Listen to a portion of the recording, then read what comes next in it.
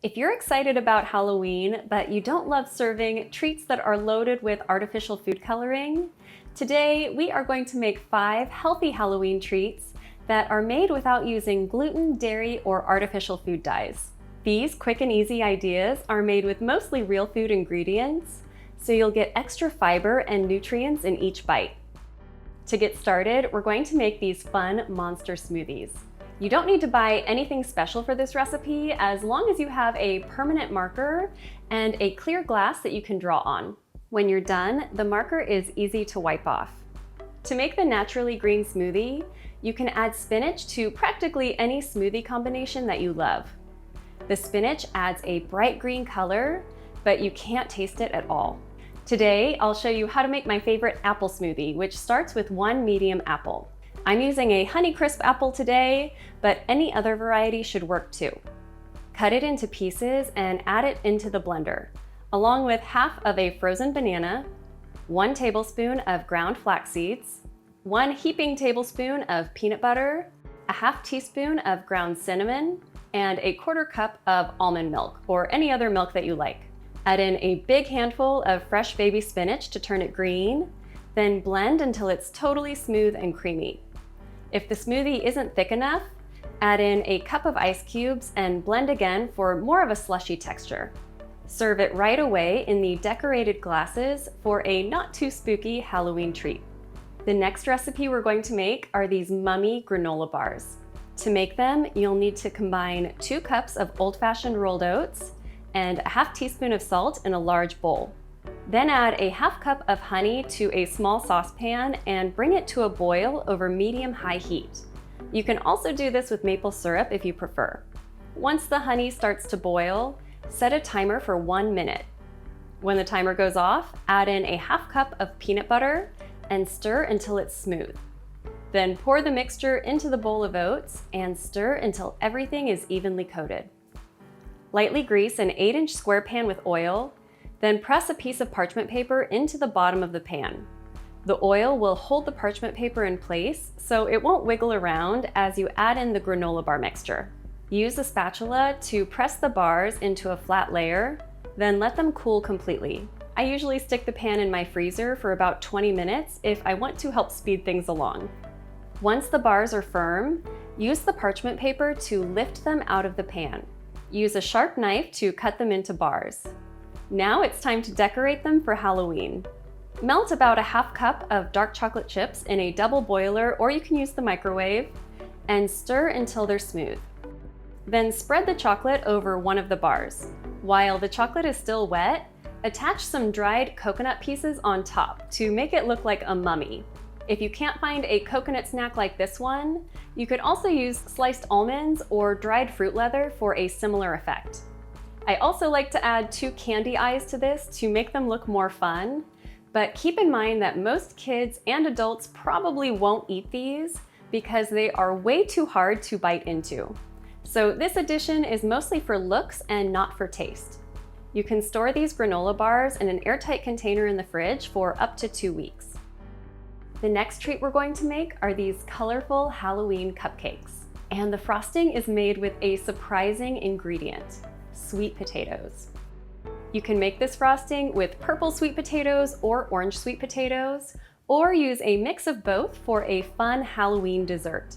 To make the frosting, preheat your oven to 400 degrees Fahrenheit and wash and dry the potatoes. Pierce them several times with a knife to help them vent, then rub them with olive oil and place them on a rimmed baking sheet. Depending on the size of each potato, they should bake in about 45 to 60 minutes. Then remove them from the oven and let them cool. When the baked sweet potatoes are cool enough to handle, you can start making the frosting. Scoop the potato into a measuring cup until you reach 1 tightly packed cup. This is what you'll need for 1 batch of the frosting recipe. If you have leftovers, try using them in a sweet potato smoothie or in a sweet potato mac and cheese sauce. Add the mashed potato into a high-speed blender, along with a half cup plus 2 tablespoons of maple syrup, a 1/3 cup of melted coconut oil, and be sure to use an expeller pressed coconut oil if you want to avoid any coconut flavor. Next, add in a half teaspoon of vanilla extract, a quarter teaspoon of almond extract, a pinch of salt, and 2 tablespoons of your favorite milk. Blend until the frosting looks very smooth and silky. Transfer the blended frosting to an airtight container and let it chill in the fridge until it has thickened, which takes about 6 to 8 hours. I think it's easiest to make this frosting the night before you plan on using it, so it has plenty of time to thicken up. You can use this colorful frosting on top of any cupcake recipe that you love, but today I'll show you how to make my gluten-free chocolate almond flour cupcakes. To get started, preheat the oven to 350 degrees Fahrenheit. In a large bowl, add 3/4 of a cup of blanched almond flour, a half cup of cacao or cocoa powder, 2 teaspoons of baking powder, and a half teaspoon of salt.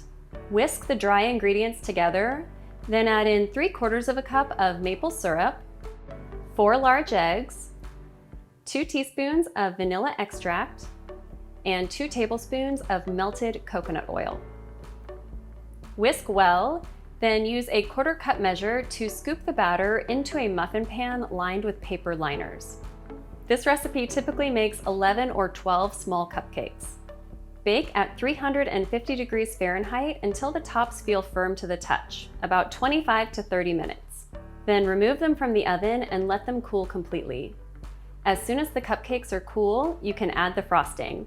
I like to use a piping bag fitted with a 1M frosting tip to decorate the cupcakes. And as you can see, this sweet potato frosting works just as well as the kind made with butter and powdered sugar. The next treat we're going to make today are these festive green cookies. You can use this recipe with cookie cutters to make a Frankenstein cookie, or shape them into witch or monster fingers. These cookies get their green color from matcha green tea, but you can't taste it thanks to the addition of peppermint flavor. To make them, preheat the oven to 350 degrees Fahrenheit. In a large bowl, add 2 cups of blanched almond flour, 2 teaspoons of powdered matcha green tea, a half teaspoon of baking soda, and an 1/8 teaspoon of salt. Whisk together the dry ingredients, then add in a 1/4 cup of maple syrup, 3 tablespoons of melted coconut oil, a 1/4 teaspoon of peppermint extract, and 1 teaspoon of apple cider vinegar, or any other vinegar you have to help react with the baking soda. Mix well until the batter looks smooth and slightly sticky. Prepare a baking sheet by lining it with parchment paper. Now it's time to shape the cookies. You can scoop the dough and roll it between your hands to make a narrow witch or monster finger.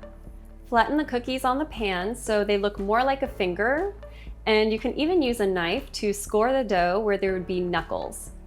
Place a chocolate chunk at the end where there would be a fingernail.